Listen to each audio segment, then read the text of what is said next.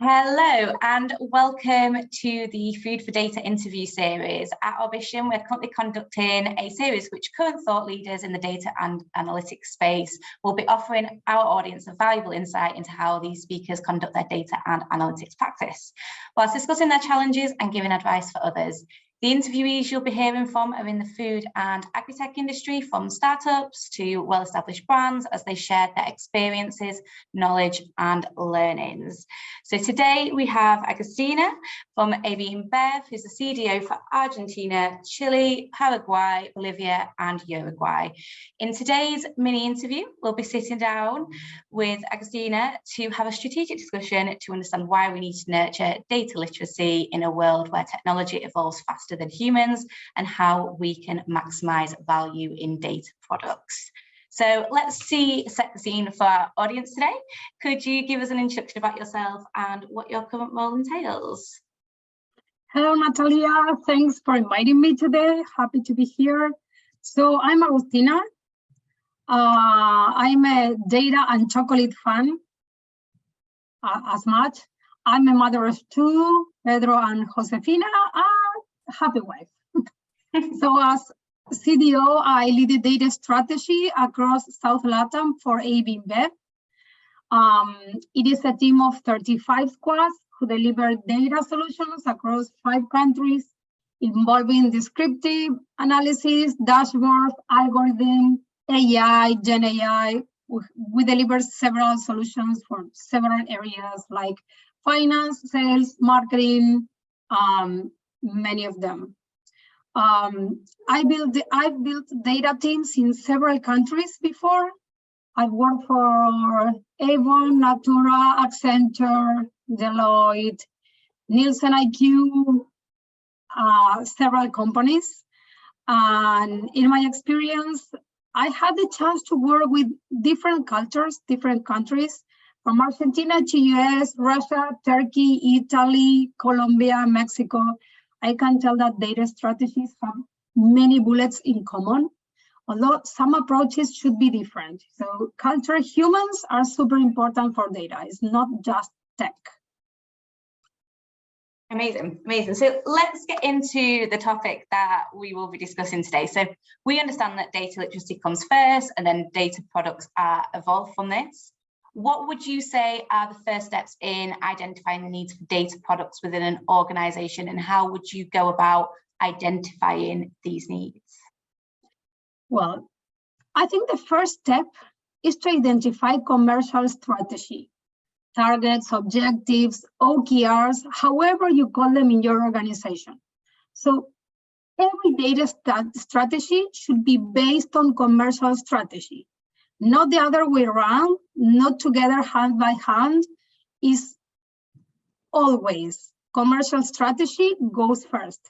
So the biggest challenge here might be blending this commercial knowledge with data knowledge. You know, for the gut guys, it's hard to imagine what is feasible in data.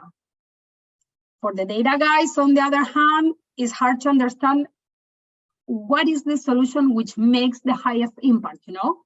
So blending both knowledges that comes from very different backgrounds seems to be the biggest challenge by now. And it's a very human challenge. There's no tech involved there. So where we are able to combine these guts and data, we unlock what I usually call the MEV, the minimum enough version. So this is the very break-even point where we invest the least amount of effort to make the enough impact which solves the problem, you know? So earning data literacy will help the organization to be closer to what is feasible in data. And gaining adoption will be based on that. But using the OKRs, or the objectives of the organization, to identify the biggest stones, that will help data team to co-create options that invest the less effort to kick these big stones out. So I'm not sure if data literacy comes first or not, but for sure they have to be together, you know? Amazing. And then the outcomes become very important as an organization matures. So when developing data products, why is it so important to map out the outcomes and then consider the skills required for their successful implementation? Well, it's all about the value we want to get from data solutions, right? Data is a product, should be a product for the organization. It is what we have been talking about. So as every product will have users. So it's crucial to understand who the users will be, but not also the users, but the environment where all this data solution is going to be used. This data usually comes to build a solution that didn't exist before, right? So data is using a way of thinking the business in a new way. So when you have data, you start thinking the business different and you will start doing business different. Said that, it is very important to consider how this new product that is going to be created will interact with the users and the environment. Because you will find detractors and you will also find that cheerleaders, yeah, we were waiting this for so long, you know. But you will have the guys that will tell you, this will replace my job, or this will bring some stuff I don't like to my objectives. So you will start getting fuels for this product and you will have stoppers for this product. So sometimes it's very important to create, you need to create a product for all of them. If you don't take into account the stoppers, you will create a product that is going to be stopped. There's no way to stop the stoppers, right? The stoppers will be there. So maybe you need to create a different type of product that will bring these stoppers on board and become them cheerleaders, right? So sometimes you need to create intermediate products. Let's say I'm going to create an algorithm that will change the way that my sales boy in the streets will work, right? If I automate some decisions they make on the street, they will doubt on that, right? They say, why there's an algorithm? Let's set an example of something we really have in InBev. InBev is super. We are really innovative, changing the way we do business. So let's set a real example. We have an algorithm that goes directly into the frontline guys, the sales guys on the streets that go points of sales to point of sales, selling beer. And the application tells, okay, be aware that the fridge is okay, and you have every beer brand on that fridge, right? That's very valuable, for example, for a point of sales which is in the center, but it's not pretty valuable for a point of sales which is in front of a school, for example. In front of a school, you want your soft drinks very well tied up in the fridge. You don't need beer in front of a school, right?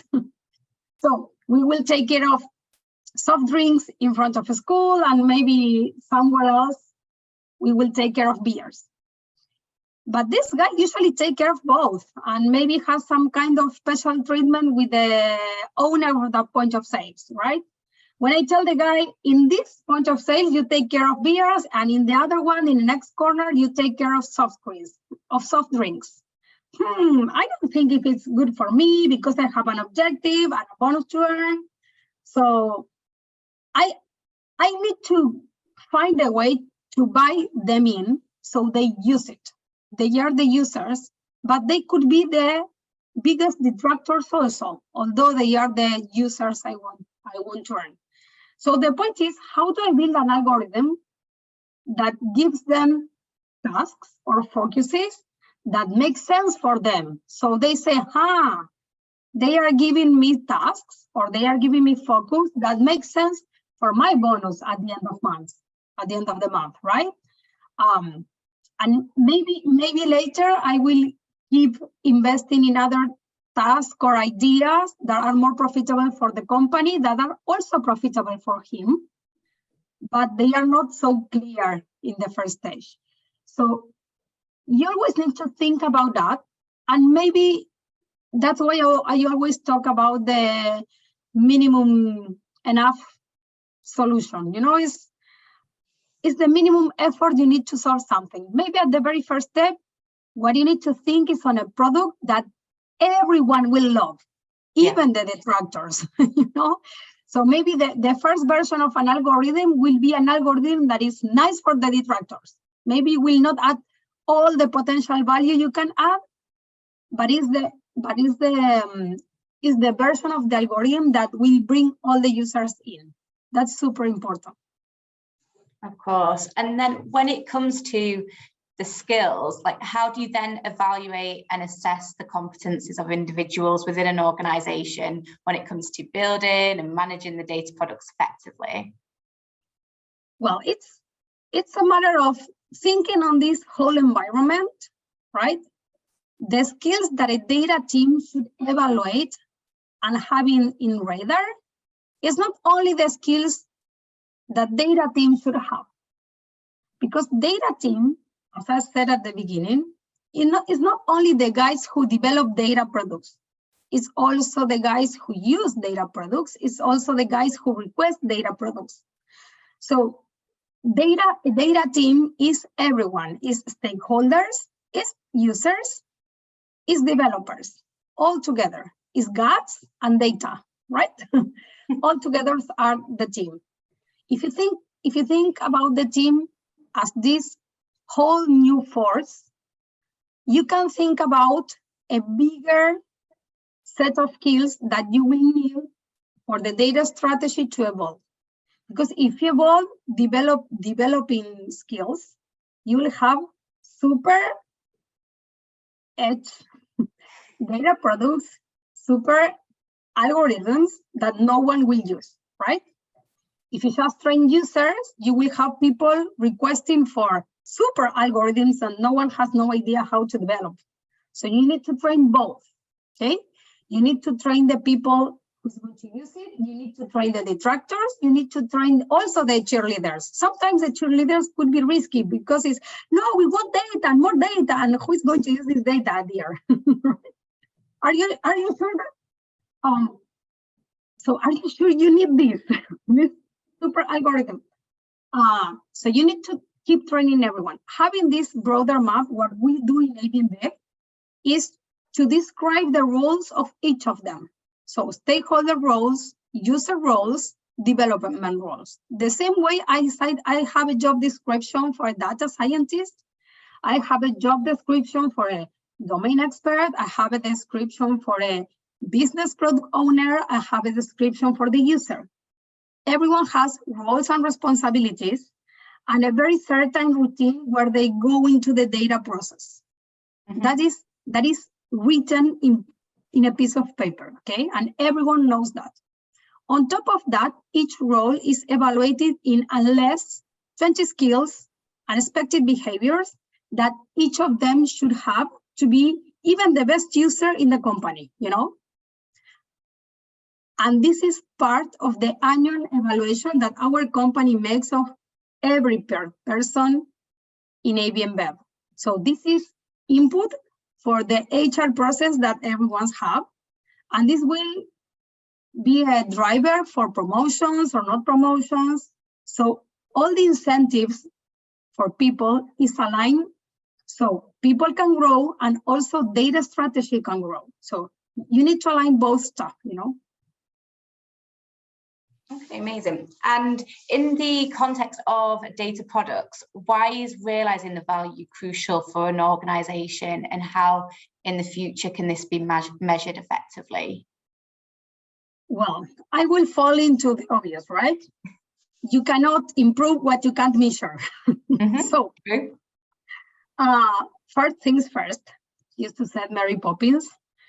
So the thing is, if you don't measure the value that a data product is adding to your organization, it's very hard to understand if you were able to make the impact you were expecting, right?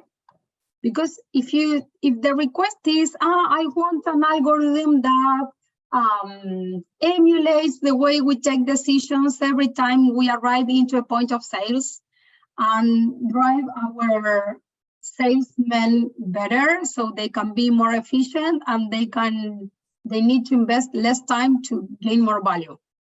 How are we going to measure that this algorithm is working?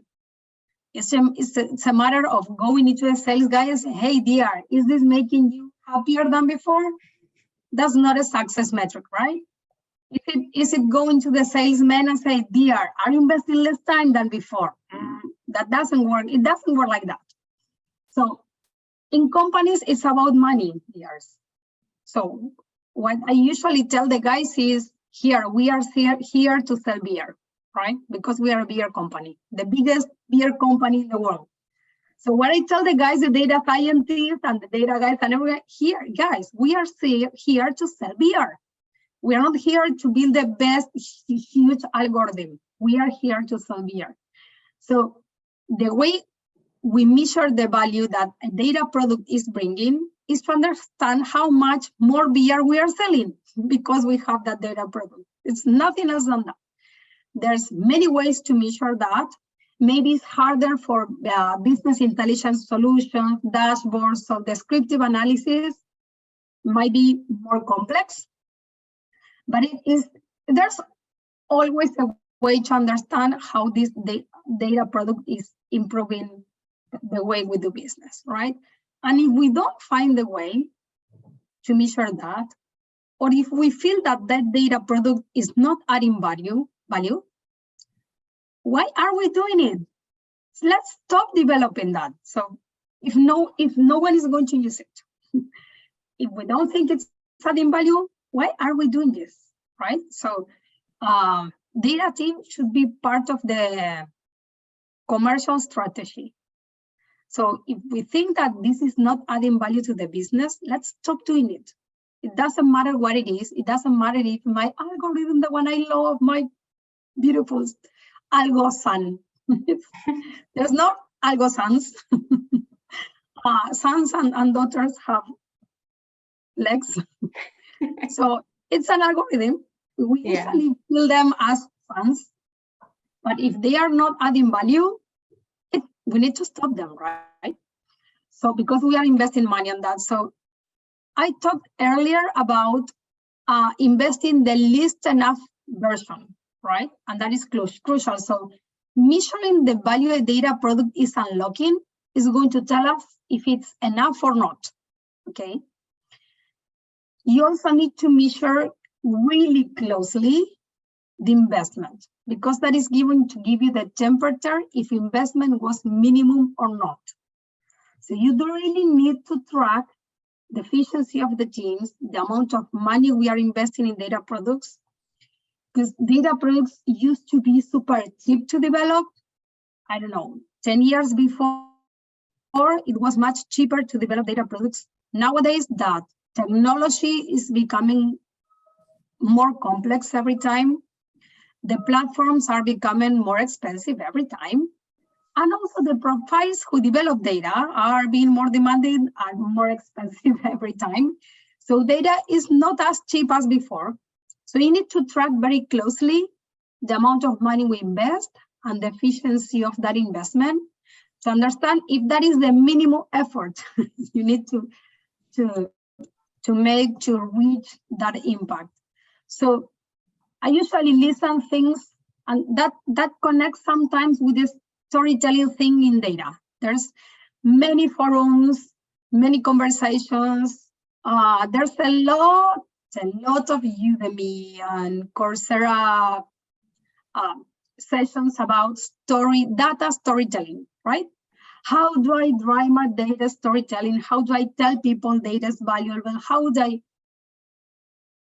And I will be disruptive here, and maybe many people will tell me you are super crazy, but sometimes it's a matter of waiting that the organization evolves and matures. So I usually listen, how do I tell my story? It's hard to explain. Many people in the organization might tell you, why do I have to invest in data? My dear, if you don't need a data product to sell more VR, so let's don't do any data product.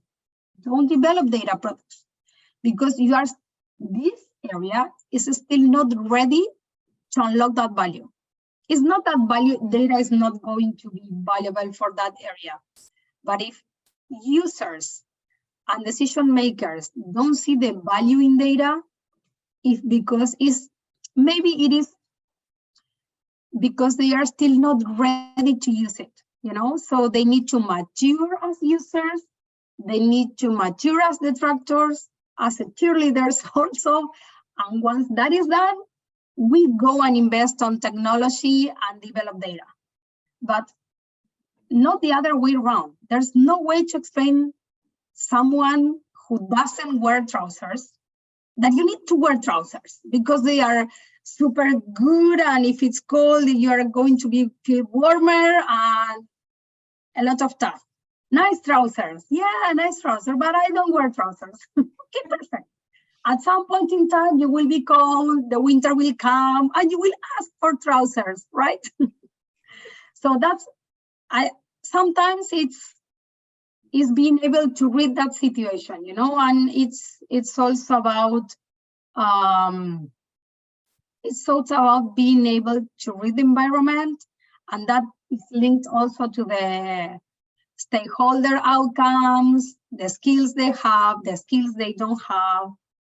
Maybe it's a matter of investing on that and not on telling a story that maybe is not vibrating on the other side, So that's why it's really crucial to measure the value in money, right? Yeah. Not only the value viewers, we see also the value you're investing, because that two things is to talk to each other. Makes sense. And just to conclude for our audience, what would you say are the do's and the don'ts for other organizations out there? Okay, maybe as a wrap up, first of all, commercial strategy comes first. So come first, would be right. Is priorities should come from the commercial strategy, not from benchmarks in the market. So maybe the second don't would be, there's the obvious. Never assume that what works for another organization or for a previous job or for the same organization in other country will work for us, right? So it is important to focus on our big stones, no other stones, right? Because our stones are others, are not others, are ours. So that's the first thing.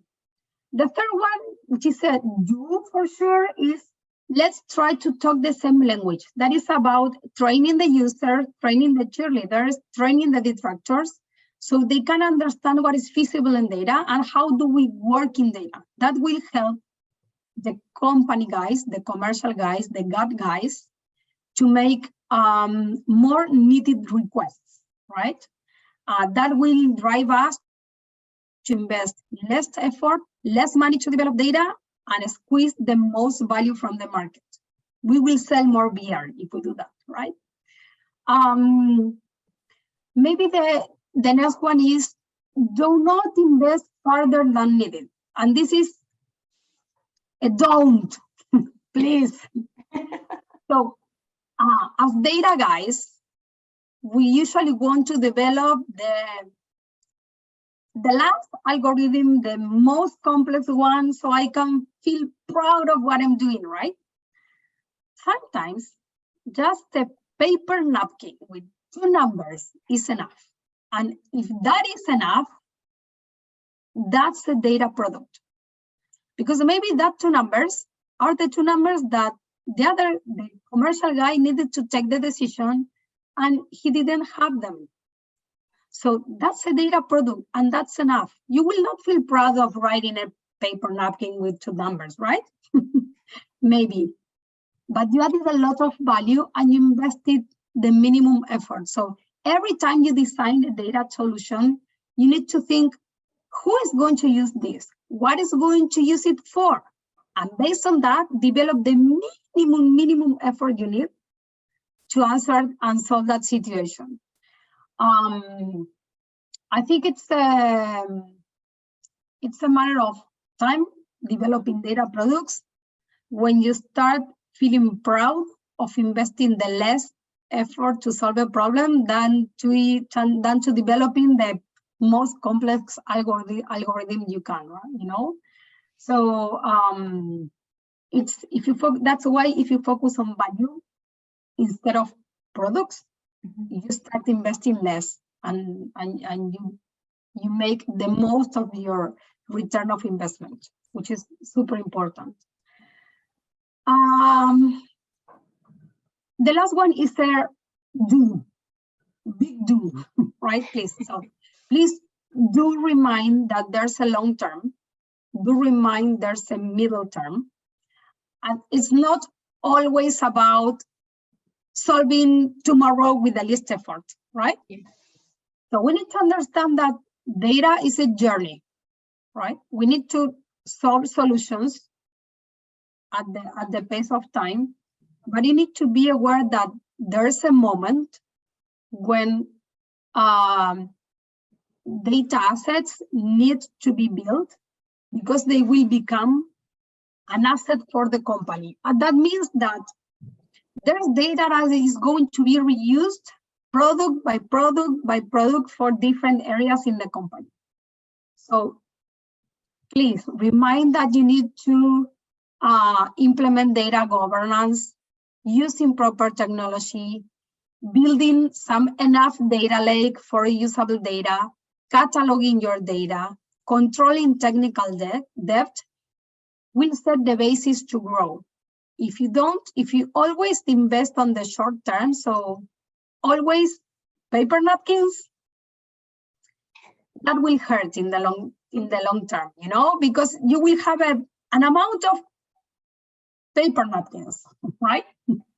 And that will not be an asset for the organization. So as data strategy leaders, so as CDO, we need to find that balance. And it's really hard because in our teams, everyone lives together. The ones who create the data asset for the long term, the ones who takes care of the data lakes, the ones who take care of the technology, the ones who takes care of security, data governance. It's impressively important. We are just seeing the value of that, and it's going to increase in the future. But we have the very long-term guys in our teams, and we also have the commercial guys who are asking, give me paper napkins, please, I'm in a hurry. And we need to find the balance on that. Yeah. It's a little bit of art and science, and sometimes a lot of luck, right? Some talent and a lot of luck to find that balance between the long term and the short term, the value today, tomorrow, and the value in 1 year. Security, data strategy, GDPR is super important, and it's going to be super, super, super important in the future. So my last do is take care of long term. Yeah. Never forget about that, but do not live for long term. You know, you need to live for today also. So it's a little bit of balance. Thank you for your advice there. I hope that our audience will take a lot away from the conversation we've had today. So yeah, thank you for joining us. Thank you, Natalia, for inviting me. It was super fun. So let's see you in the next one.